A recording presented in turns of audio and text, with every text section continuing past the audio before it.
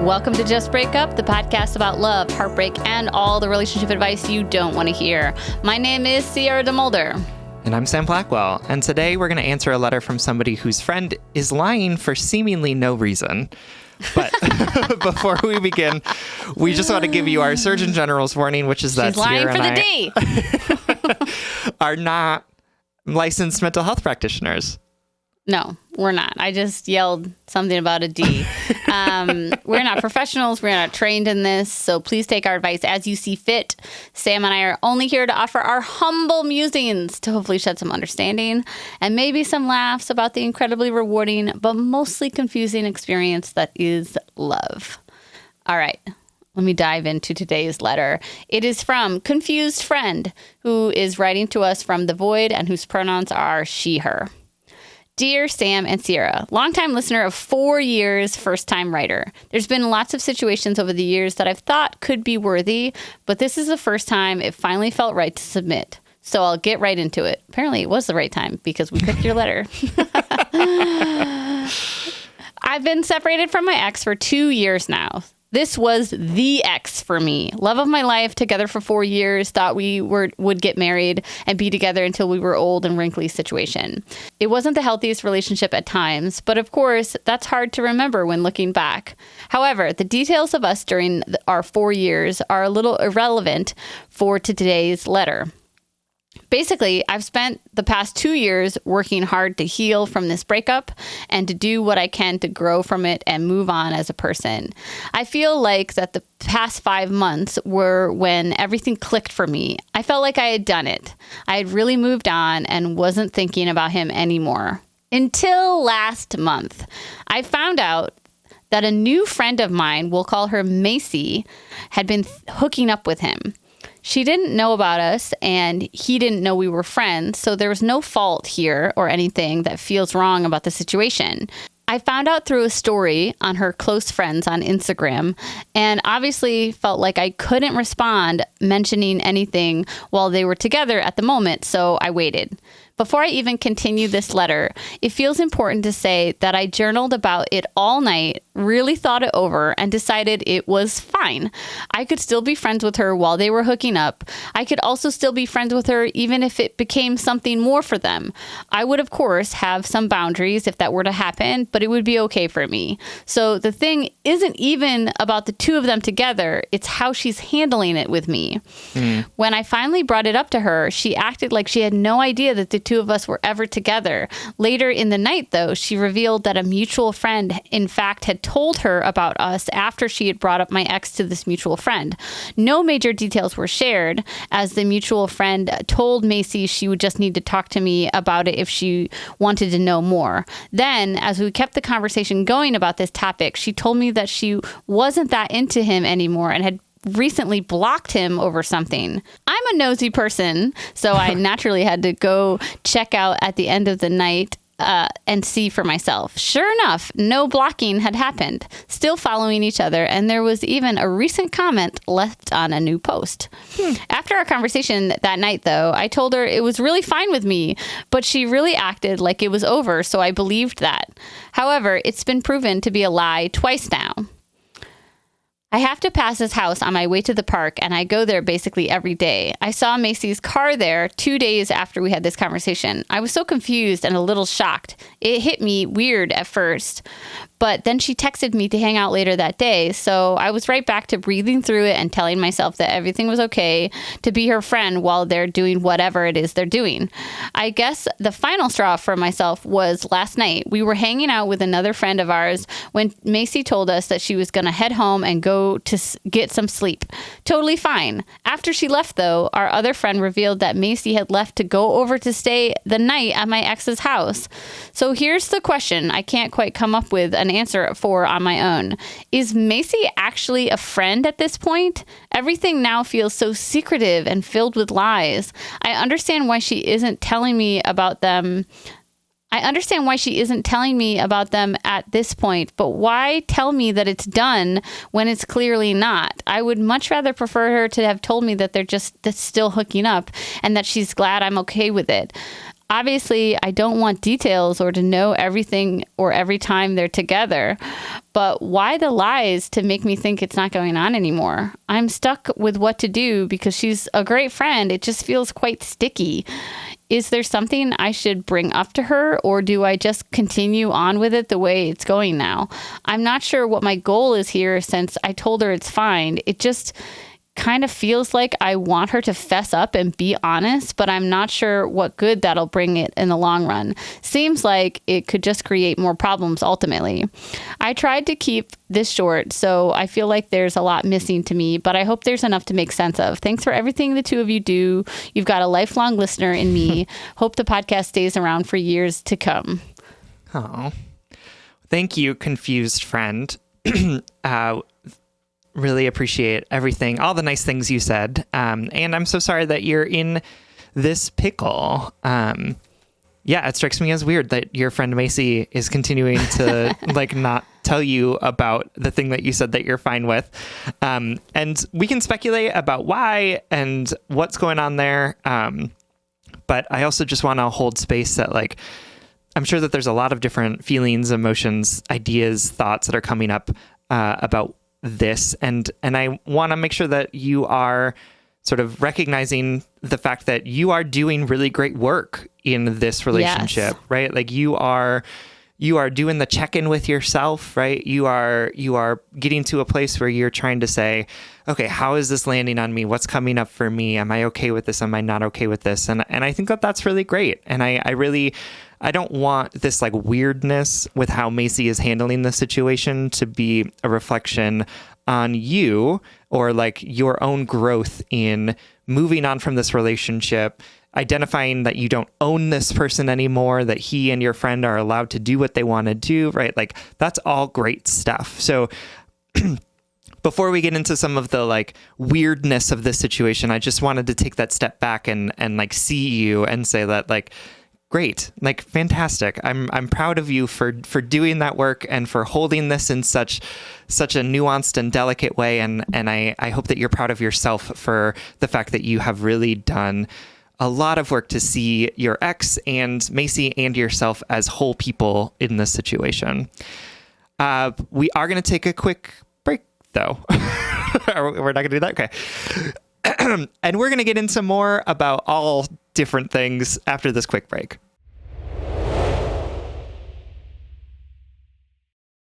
All right, welcome back, confused friend. And thank you again for your letter, for trusting us with this question. Sam is so right. And I just want to reiterate or, share my own piece on this, just how like very proud I am of you for journaling, for working through these feelings, literally like typing out like, it's going to turn into another, I have to breathe through this and feel my feelings situation, Yep.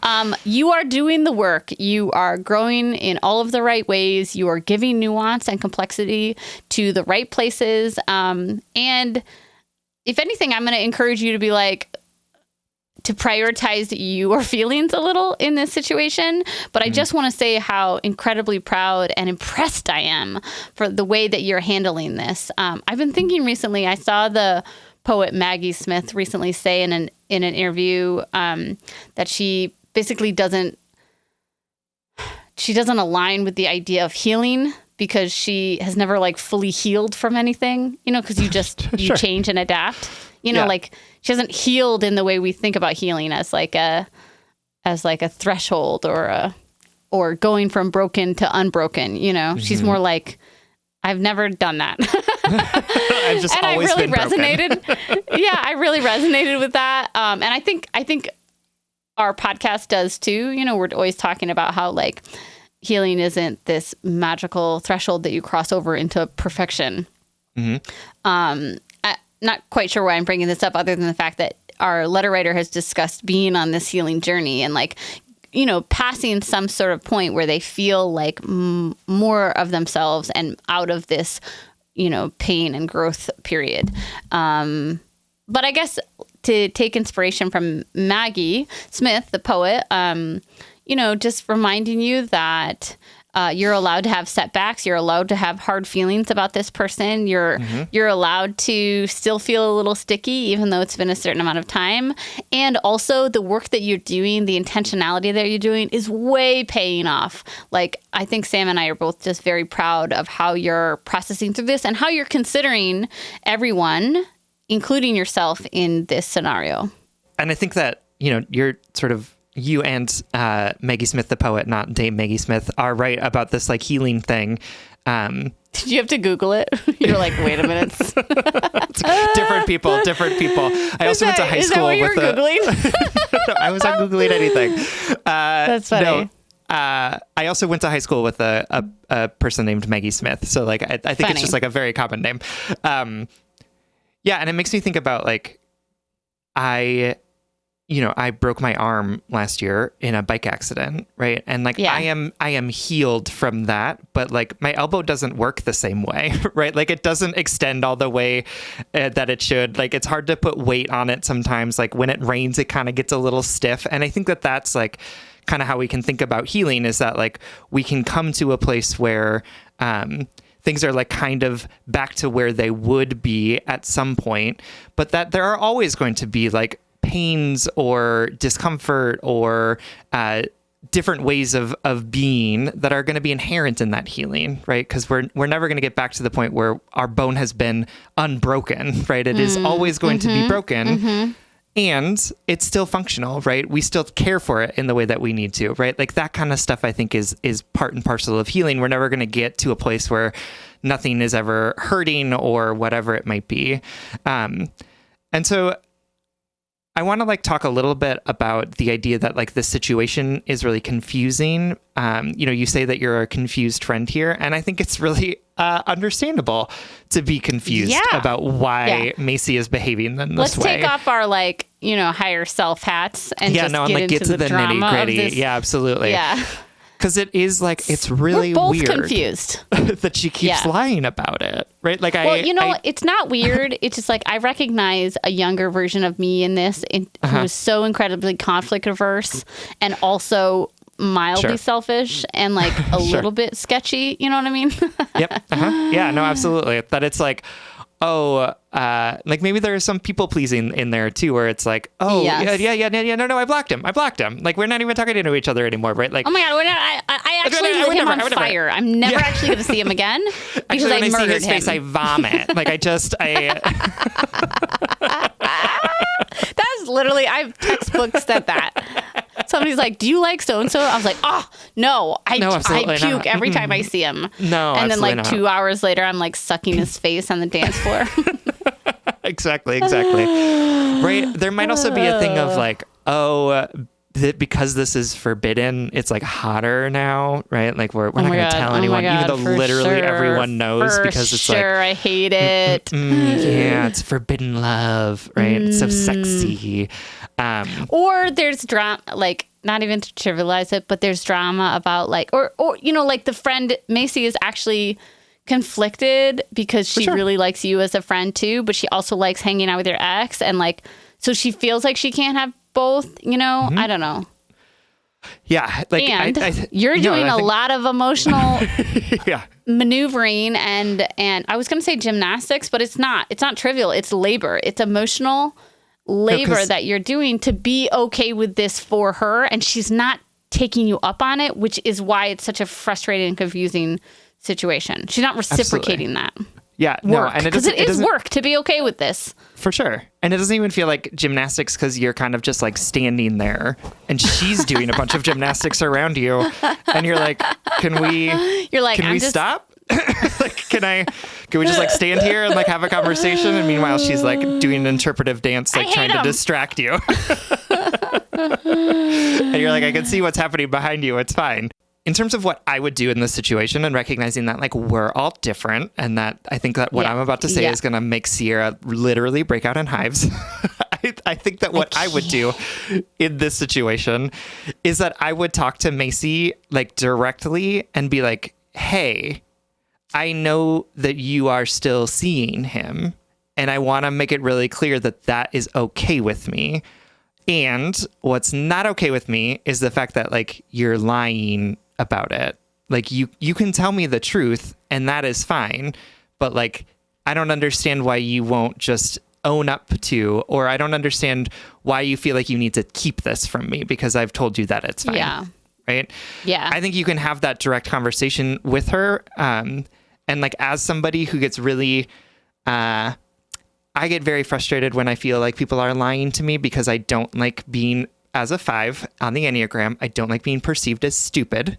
So when somebody is lying to me and we both know that they're lying, it is deeply infuriating to me. And so this is the tact that I try to use with folks, which is like again, like let's call the thing out that we both know to be true. And then like, let's talk about the ramifications of it. Yeah. Totally recognize that that's not like everyone's cup of tea. It's like the place where I'm like the most direct in my life is like confronting this kind of stuff. Yeah. Like normally I tend to be like a little bit more indirect, but like when it comes to this stuff, that is what I would encourage you to try if this is something that is really bothering you. And because like you want to be friends with Macy and this feels like a thing that's going to like just kind of fester, right? It's going to undermine the foundations of the relationship that you want to have with this person who sounds like a really great and wonderful friend outside of the fact that she's like lying to you for no reason. Yeah. I feel a little conflicted. I actually totally agree with Sam that this is because you're not in the wrong, because you've been so abundantly understanding, I think you can point to the disparities and be like, I know you're lying. Or you're withholding this from me because maybe you feel uncomfortable or you don't believe that I am okay, but I'm doing all of this work to be okay with it. And it feels like you still don't trust me to be okay with it or whatever you want to say. The where I get conflicted is I feel like the letter writer has done that like several times already. And now this behavior is just sort of like my question is like, why is your friend being so weird? You know what I mean? What type of friend is this? Also keeping in mind that like our friends are always complicated. You know, they're messy human beings just like we are. They're never going to be perfect. We have no idea what's leading her to act this way. Like we said before, she could be conflict averse or avoidant. She could not believe you. She could think like, oh my God, I'm going to piss her off and I'm going to lose this friendship. You know, she could be acting out of fear, whatever. All of these reasons that we've already talked about. And also I can like count like 4 different times that she was like, no, I'm okay with this. And so I guess my only takeaway from that would be like, maybe the conversation is less about how you're okay with it and more about like, I've been observing these behaviors and they make me feel like you don't trust me and that you are not trustworthy, you know, or something like that, right? Like maybe it's not that she's not trustworthy. It's just like you have been withholding this part of your life from me. Is that intentional? Do you think it'll make me upset? Like, I don't know. A deeper conversation has to be had here where you push. And also I feel conflicted because I feel like you've already pushed this understanding on her. You've already been like, I understand. So then what do you do if it doesn't change anything again? Like, what would you do? Part of me would be like, just let my friend be messy because like, that's just what we are sometimes. Yeah. I mean, I think if she like continues to do, after you have this conversation again, where you're like, this is still happening and like we both know it, so like why are we lying about it? Like why do you feel like you can't tell me what's happening? You know, if she keeps doing it, then like again she's like telling you something about herself and I think you should believe it, which is that like for whatever reason this situation for her is really messy. And you can decide whether or not you want to participate in that mess. And for me it's like, well, if you're going to lie to me about this thing, then like I would take a step back from the friendship. Like that's just me, but like it's like I'm okay with messy, but I am not okay with people being messy and then lying to me about the messiness or somehow making me the center of that messiness, right? Like where it's like I feel like I'm you're really doing trying so to much be labor for her. Yeah, right? I'm trying to be not messy and maybe with that's you. what So you like, can say to her. maybe there's a vulnerable moment where you can say, I'm putting in a lot of energy to support you through this and be okay with this. And like, to even be okay with this, if it turned into something else, you might not be, to Macy, you can say,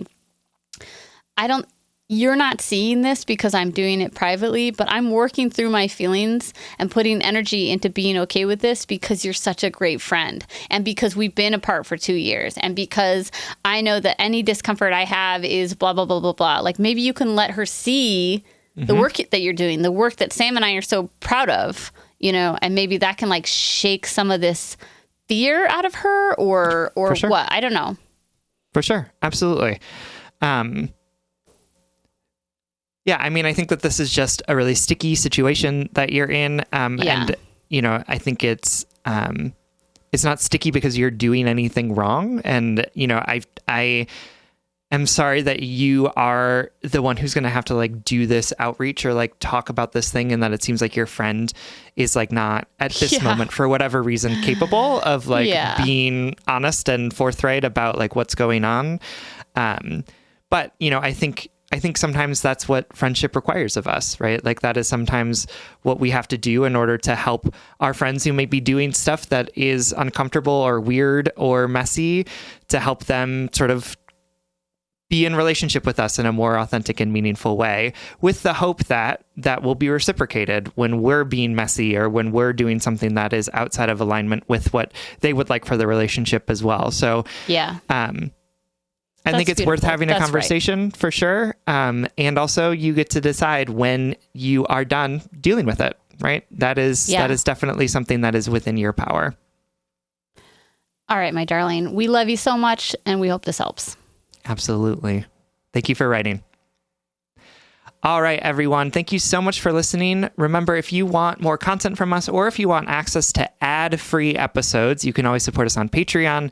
If you support us on Patreon for as little as $5 a month, you'll get a whole bunch of perks. That's patreon.com/justbreakuppod.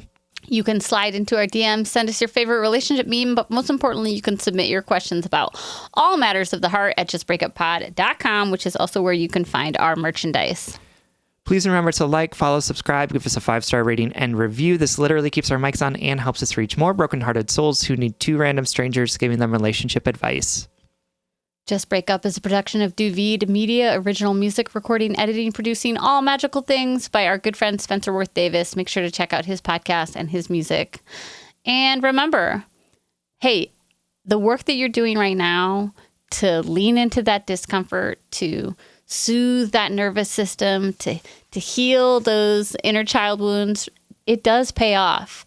It makes dealing with things in the future easier. It sharpens those tools. So keep going, keep at it. You're doing an amazing job. And if all else fails, just break up.